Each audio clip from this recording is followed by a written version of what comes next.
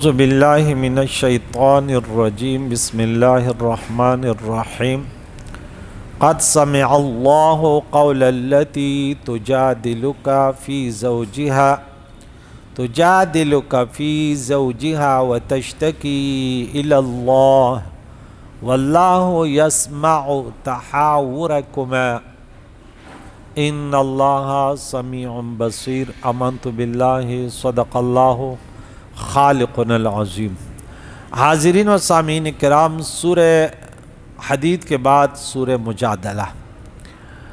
سورہ مجادلہ یہ 57 نمبر سورت ہے اور نزول کے اعتبار سے یہ 105 نمبر، ترتیب میں 58 اور 105۔ اس میں 22 آیتیں مبارکہ ہیں اور 3 رکوع ہیں۔ یہ بھی مدنی صورت ہے۔ اس میں خاص واقعہ یہاں بیان ہو رہے ہیں، سماعت فرما لیجئے۔ تحقیق یا بے شک اللہ نے سن لیا، سمع اللہ، سمع فعل ہے، اللہ اس کا فاعل، اللہ نے سن لیا۔ ہم نماز پڑھتے ہیں تو کہتے ہیں سمع اللہ لمن حمدہ، اللہ نے سن لیا اس کا جس نے اس کی تعریف کی، یعنی اس کو قبولیت سے سن لیا، قبول فرمایا۔ قول التی، بے شک اللہ نے سنی اس کی بات، تجادلک فی زوجہا، جو تم سے اپنے شوہر کے معاملے میں بحث کرتی ہے، وتشتکی الی اللہ، اور اللہ سے شکایت کرتی ہے، واللہ یسمع تحاورکما، اور اللہ تم دونوں کی گفتگو سن رہا ہے۔ ان اللہ سمیع بصیر، بے شک اللہ سننے والا اور دیکھنے والا ہے۔ حضرت، اس کا شان نزول، حضرت اوس بن صامت نے اپنی بیوی خولہ بنت ثعلبہ کو کہہ دیا کہ تم مجھ پر میری ماں کی پیٹھ کی طرح ہو۔ اسلام سے پہلے یہ لفظ طلاق تھا، سخت طلاق سے ہوتے تھے۔ اپنے محرمات سے اپنی بیوی کو تشبیہ دینا، اس کو ایسے عز یا کل سے تشبیہ دینا جس کو دیکھنا حرام ہے، یا وہ پورے جسم کا اطلاق اس پر ہوتا ہے۔ حضرت خولہ نے بارگاہ نبوی میں آ کر عرض کی کہ میں بوڑھی ہوں، بچوں والی ہوں، مال میرے پاس نہیں ہے، ماں باپ میرے وفات پا چکے ہیں، اگر بچوں کو چھوڑوں تو مجھے تکلیف ہوگی، اور یہ بھی یقیناً باپ ان کی تربیت نہیں کر سکے گا، اور اگر نہ چھوڑوں تو یقیناً میں ان بچوں کو نہیں پال سکتی، میرے پاس کوئی کھلانے پلانے کے لیے کچھ نہیں ہے، تو کوئی ایسی صورت ہو کہ شوہر سے میری جدائی نہ ہو۔ تو اللہ رب العزت نے یہ آیت مقدسہ اتاری، اپنے شوہر کے بارے میں گفتگو کرتی ہے۔ معلوم ہوا کہ پیغمبر سے بحث کبھی رب کو پیاری ہے یہ گفتگو، اور کبھی ناپسند۔ یہ بحث مخالفت یا مقابلے کی نہ تھی، بلکہ کرم طلب کرنے کے لیے تھی کہ کرم فرمائے، کچھ تو کریں کہ ہماری جدائی نہ ہو۔ پیارے عقائد و جان کی امت حضور کی باندھی غلام ہے، حضور سے عرض و معروض کر سکتے ہیں، اور قیامت کے دن دیکھیں کچھ ایسے بھی ہوتے ہیں نا، وہ چھوٹا بچہ کہ وہ والدین کے پاؤں سے وہ اٹکا ہوا کہ بولے کہ نہیں جنت میں، اللہ کے نبی نے فرمایا، اللہ فرمایا کہ جھگڑا لو ان کو جنت میں لے جا۔ اور ابراہیم اللہ کے بارے میں فرمایا ہوا یجادل فی قوم، ہمارے سے لڑا، تو یہ وہ لڑائی نہیں ہوتی کہ اللہ کے مقابلے میں نعوذ باللہ، یہ تو تصور بھی مسلمان کا نہیں ہو سکتا۔ اور شکایت کرتی ہے اس طرح کہ اپنے دکھ درد آپ سے عرض کر رہی ہے، اپنے آپ سے فریاد، عقائد و جان سے فریاد کرنا، یہ رب سے فریاد کہ وہ بیچ میں وسیلہ ہے کہ ہمارے لیے کوئی یہ مسئلہ حل کریں، کیونکہ خولا نے جو کچھ عرض کی وہ حضور سے عرض کر رہی تھی۔ رب نے فرمایا کہ وہ اللہ سے شکایت کر رہی ہے۔ معلوم ہے کہ رب سے ہر شکایت کرنی بری نہیں ہے، بے صبری کی شکایت بری ہے، اور اس طرح فریاد، گڑ گڑانا، رونا، چلانا کہ اللہ ہمیں اس مصیبت سے نکال دے۔ اللہ فرماتے ہیں مصیبتوں میں اس لیے مبتلا کرتا ہوں تاکہ اب گڑ گڑائیں۔ اور اللہ تعالیٰ یسمع تحاورکما، تم دونوں کی گفتگو سن رہا ہے۔ معلوم ہے کہ اللہ تعالیٰ سمع قبول سے اس بات کو سنتا ہے جو عقائد و جہان سے عرض کی جائے حضور کی شریعت کے مطابق یا حضور کے واسطے سے رب سے، کیونکہ یہاں قبول کا سننا مراد ہے۔ اور تجادلو کا فی زوجہا میں حضور سے عرض کرنا، اور تشتکی الی اللہ میں حضور کے واسطے سے رب سے عرض کرنا مراد ہے۔ پیارے عقائد و جان کا وسیلہ چھوڑ کر جو عرض کی جائے وہ قبول نہیں۔ رب فرماتے وما دعاء الکافرین الا فی ضلال، کفار تو حضور کو نہیں مانتے نا، وہ اللہ سے شکایت کریں قبول ہی نہیں۔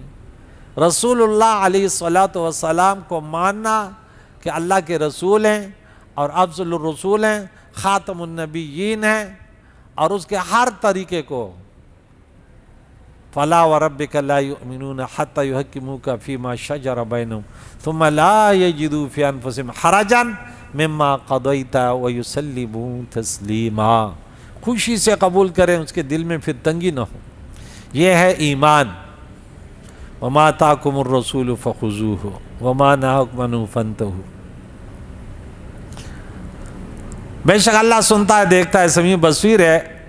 یوں تو رب تعالیٰ سب کی سنتا ہے، سب کو دیکھتا ہے، مگر جو عقائد و جان کے پاس آئے پھر عرض معروض کرے تو پھر اس پر خصوصی کرم ہوتا ہے۔ اللہ والوں کے پاس نیک لوگوں کا طریقہ ہے کہ نیک لوگ اگر دعا کر دیں تو ان کی دعا قبول ہے نا۔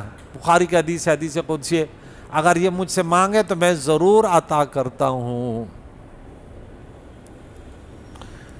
الذین، وہ یظاہرون جو زہار کرتے ہیں، منکم تم میں سے، من نسائم اپنی عورتوں سے، ما ہن امہاتہم وہ ان کے مائیں نہیں ہیں، ان امہاتہم نہیں ہیں ان کے مائیں، الا اللہ ولدہم سوائے ان کے جنہوں نے ان کو جانا وہ مائیں ہیں۔ وَإِنَّهُمْ لَيَقُولُونَ مُنْكَرًا مِنَ الْقَوْلِ وَزُورًا، اور بے شک وہ بری اور نری جھوٹ بات کہتے ہیں، بالکل کھلی جھوٹ بات زبانوں سے نکالتے ہیں۔ اللہ تعالیٰ معاف کرنے والا اور بخشنے والا ہے۔ وہاں پہ دوسرے پارے میں طلاق کی مختلف صورتیں ہم نے پڑھی تھی۔ طلاق صریح کہ کہہ دے کہ تو طلاق ہے، یہ صاف الفاظ ہے۔ اگر کہتے آزاد ہے وغیرہ، بہت سارے الفاظ ہیں جس سے نیت اللہ کی طلاق باین ہوتی۔ پھر صریح الفاظوں سے، صاف الفاظوں سے 3 مرتبہ کہہ دے، اس کو طلاق مغلظہ کہتے ہیں، اس میں وغیرہ۔ فلا تحل له من بعد حتى تنكح زوجا غیرہ کی پھر وہ ہے۔ اور وہاں پہ ہم نے طلاق کی ایلا بھی پڑھا تھا۔ جو ایلا کرتا ہے اپنے عورت سے اس کو مولی کہتے ہیں، مولی، ایلا کرنے والا مولی، کہ میں تیرے قریب نہیں ہوں گا۔ اس نے قسم کھائی 4 مہینے سے زیادہ یا 4 مہینے، تو 4 مہینے گزر جائے، یہ نہیں گیا، قسم نہیں توڑی، تو عورت آزاد ہو جائے گی۔ اگر جاگا تو پھر اس کا کفارہ تھا۔ یہاں زہار کا مسئلہ آ گیا،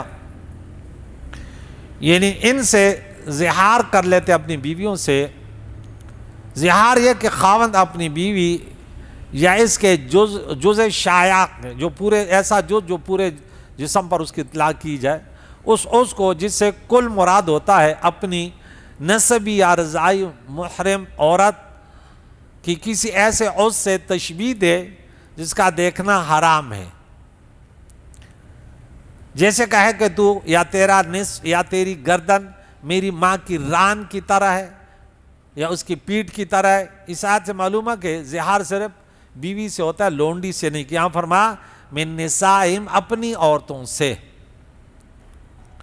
تو فرمایا ان کی مائیں نہیں، یعنی مظاہر، ہم کہتے مظاہرہ کیا، یہ بھی کہتے مظاہر، بیوی کو اپنے ماں سے تشبیہ دی، تشبیہ دینا ضروری ہے، ویسے کہتے تو میری ماں تو طلاق واقع نہیں ہوگا، کہتے میرے ماں کی طرح،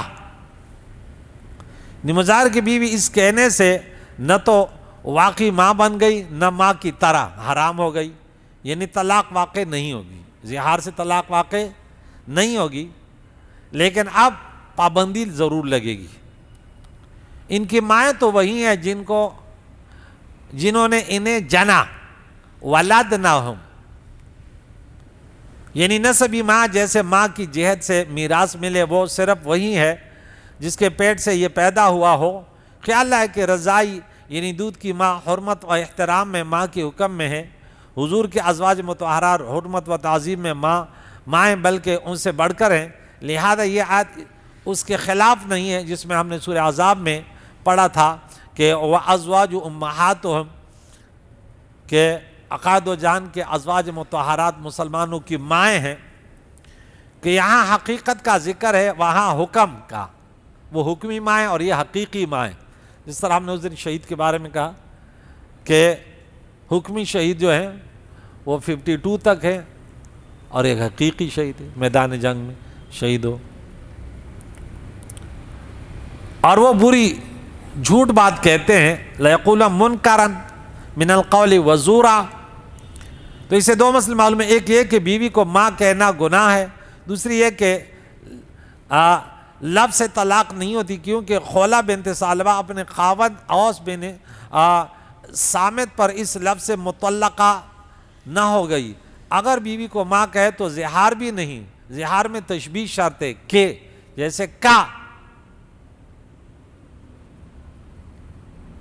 اس میں لفظ عربی میں کا آتا ہے، کا امی، اور بے شک اللہ تعالیٰ ضرور معاف کرنے والا درگزر کرنے والا ہے۔ والذین، آگے حکم ہو رہا ہے، ظاہرون، جو زہار کرتے ہیں، من نساء، اپنی بیویوں سے، ثم یعودون لما قالوا فتحریر رقبہ، پھر دوبارہ اپنی بیوی کے طرف جانا چاہتا ہے، اس بری بات سے رجوع کرنا چاہتا ہے جو انہوں نے کہی کہ اس کو اپنے ماں سے تشبیہ دی یا محرمات سے، تو اب فتحریر رقبہ، ایک غلام آزاد کرنا ہوگا، مطلق غلام، ہمارے ہاں مطلق غلام کوئی بھی ہو، مسلمان ہو غیر مسلم۔ فتحریر رقبۃ مؤمنہ، وہ صرف قتل خطا میں تھا، سورہ نساء میں 90 کے ارد گرد 2 نمبر 92 نمبر غالباً آیت پڑھی تھی، قبل اس سے کہ اسے چھونے سے پہلے غلام آزاد کرنے، اب پابندی لگ گئی، ذالکم توعظون بہ، یہ ہے جو نصیحت تمہیں کی جاتی ہے، تمہیں نصیحت کی جاتی ہے اس سے کہ ایسے باتیں نہ کرو، اللہ تعالیٰ تعملون خبیر، جو تم کرتے ہو اللہ تعالیٰ اسے خبردار ہے۔ خواہ ایک بیوی یا چند کو، جیسا کہ نساء جمع فرمانے سے چند بیویاں سب کو ایسے تشبیہ دے اپنی ماں سے، معلوم ہوا کہ تمام بیوی کو ایک کلمے سے بھی تشبیہ دے سکتا ہے، میرے تمام بیوی میرے لیے ایسی جیسے میری ماں کی پیٹھ، لہذا اگر کوئی شخص بیوی 4 بیویوں سے کہے کہ تم میری ماں کے پشت کی طرح ہو تو سب سے زہار ہو جائے گا۔ تو جو بری بات انہوں نے کہی، لما قالو، یعنی زہار توڑنا اور اس کی حرمت اٹھا دینا چاہیے، تو زہار کا کفارہ دیں، جس کا ذکر یہ ہے کہ ایک غلام آزاد کرے قبل اسے کہ اسے چھوئے۔ معلوم ہے کہ کفارہ دینے سے پہلے بوس و کنار اور عمل زوجیت تمام کے تمام پابندیاں ہیں، حرام ہیں۔ ماہ رمضان اور حیض نفاس وغیرہ میں عمل زوجیت منع ہوتا ہے، لیکن اٹھنا بیٹھنا بوس کنار وغیرہ سب آزاد ہوتے، لیکن یہاں پہ سب پابندیاں لگا دی. بولا بالکل الگ الگ، جب تک کفارہ ادا نہیں کرے گا.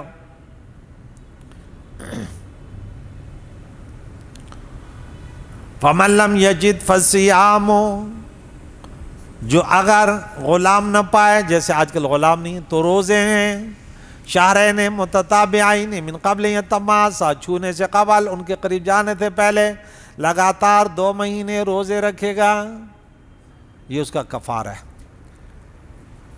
اسے 2 مسئلے معلوم ہیں. ایک یہ کہ کفارہ زہار کے روزے لگاتار رکھے، بیچ میں کوئی روزہ نہ چھوڑے، نہ درمیان میں رمضان شریف ہو، نہ وہ ممنوع 5 تاریخیں، نہ کسی اور وجہ سے روزہ چھوڑے. اگر ان میں سے کوئی وجہ آ گئی اور روزہ ٹوٹ گیا، تسلسل ٹوٹ گیا، تو سر 9 روزے رکھنے ہوں گے، پھر 1 2 3 سے. دوسری ہے کہ ان روزوں سے پہلے اور درمیان میں صحبت اور صحبت کے اسباب بوس و کنار وغیرہ حرام ہیں. اگر درمیان میں کچھ کر لیا تو پھر دوبارہ روزے رکھنے ہوں گے. فَمَن لَّمْ يَسْتَطِعْ فَإِطْعَامُ 60 مسکینہ، جو روزوں کی طاقت بھی نہ رکھے تو پھر 60 مسکینوں کو پیٹ بھر کا کھانا کھلائیں. بڑھاپے یا بیماری کی وجہ سے یا روزے ہی نہ رکھ سکے یا روزوں کا تسلسل نہ کر سکے تو کھانا دے. ہر مسکین کو 2.25 سیر گندم دے دے، یا 2 وقت پیٹ بھر کر کھانا کھلائے. روزانہ ایک فقیر کو اگر ایک دن 60 مسکینوں کو کھلا دے، یا ایک دن ہی میں 60 کو کھلا دے یا ایک کو کھلا دے، تو 60 دن لگیں گے. لیکن کھانے میں چونکہ یہ بات نہیں ہے، من قبل تماسا، ہم حنفیوں کا یہ مسلک ہے کہ اس دوران اگر 60 مسکینوں کو ایک دن کھلا رہے تو اس دوران جانے میں کوئی پابندی نہیں ہے، یہ قبل تماسا کی قید نہیں ہے. تو معلوم ہوا کہ روزوں کی طرح کھانا دینے میں مس سے پہلے ہونا ضروری نہیں. اگر دوران روزے میں صحبت کر لی تو دوبارہ روزے رکھے، اگر کھانے کے دینے کے دوران میں عمل ضمیت کر لیا تو بقیہ ہی پورے کرے، 9.5 نہیں ہوگا، کیونکہ یہاں مس سے پہلے اللہ تعالیٰ نے قید نہیں لگائی کہ من قبل یتماسا. یہ قید جانتے ہو نا، قید.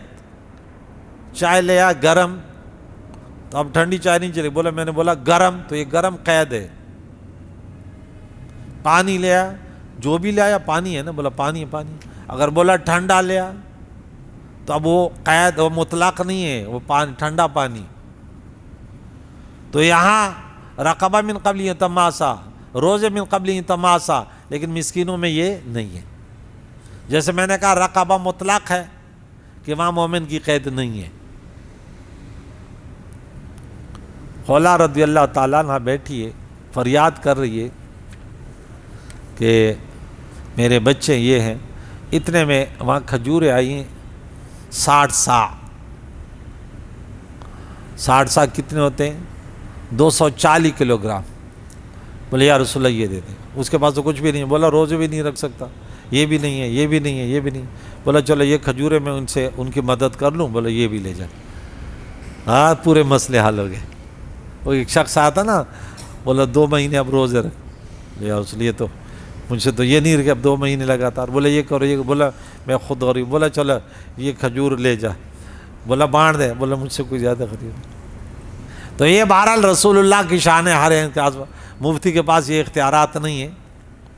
یہ رسول اللہ علیہ السلام جو کہہ دے وہ ہو جائے بس، کیونکہ اللہ کا حکم ہے وَمَا آتَاكُمُ الرَّسُولُ فَخُذُوهُ. مولویوں کو یہ وہ نہیں ہے،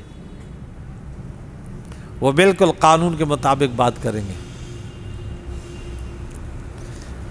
ذَلِكَ لِتُؤْمِنُوا بِاللَّهِ وَرَسُولِهِ، یہ اس لیے کہ تم اللہ اور اس کے رسول پر ایمان رکھو اور زمانے جاہلیت کے خیالات چھوڑ دو. اب زہار کو طلاق نہ مانو. وَلِلْكَافِرِينَ عَذَابٌ عَلِيمٌ، کافروں کے لیے دردناک عذاب ہے. ان الذین یحادون اللہ ورسولہ، بے شک وہ لوگ جو اللہ اور اللہ کی نبی کی مخالفت کریں، تو اللہ کی حدودوں کو توڑنا یہ کافروں کا کام ہے۔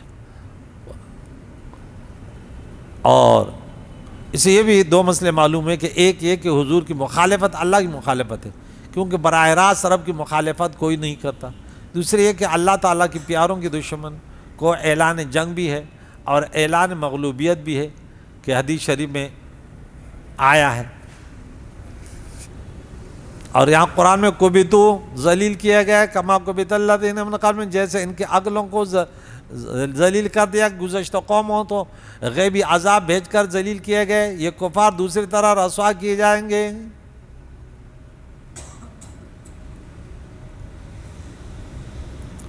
وَقَدْ أَنزَلْنَا آیَاتٍ بَيِّنَاتٍ، اور بے شک ہم نے روشن آیتیں اتاری، آیات بینات، گزشتہ رسولوں پر ان کے معجزات، یا اے محبوب آپ پر قرآن کی آیات اور ہزارہ معجزے جن سے آپ کی نبوت روز روشن کی طرح ظاہر ہو گئی، اس لیے انہیں بینات فرمایا۔ وَلِلْكَافِرِينَ عَذَابٌ مُّهِينٌ، اور کافروں کے لیے خواری ذلت کا عذاب ہے۔ یوم یبعثہم اللہ جمیعا، جس دن اللہ سب کو اٹھائے گا، ایک وقت میں اٹھائے گا اور ایک جگہ جمع فرمائے گا، فَيُنَبِّئُهُم بِمَا عَمِلُوا، پھر انہیں ان کے جو اعمال ہیں اللہ بتا کہ یہ تمہارے اعمال ہیں۔ اسے دو مسئلے معلوم ہیں، ایک یہ کہ اولاً قیامت میں سب کافر مومن جمع ہوں گے، چھانٹ بعد اس کے بعد چھانٹی ہوگی۔ دوسری یہ کہ خاص بندوں کے کام رب کے طرف منسوب ہوتے ہیں، کیونکہ قیامت میں اعمال